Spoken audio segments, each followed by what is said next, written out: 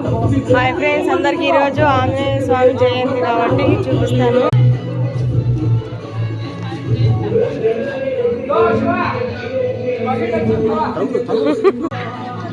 ఈరోజు ఆయన ఆంజనేయ స్వామి పుట్టినరోజు కాబట్టి గుడి దగ్గర పానకము ప్రసాదం అని ఏర్పాటు చేశాము, చూపిస్తాను. మా పిల్లలండి.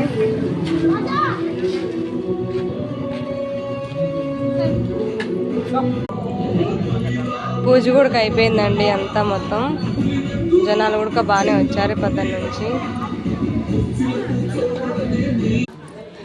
ఓకే అండి, అందరూ బాగుండాలని మనస్ఫూర్తిగా కోరుకుంటున్నాను. ఆయన కూడా వేడుకుంటాను. ఓకే అండి, అందరికి బాయ్.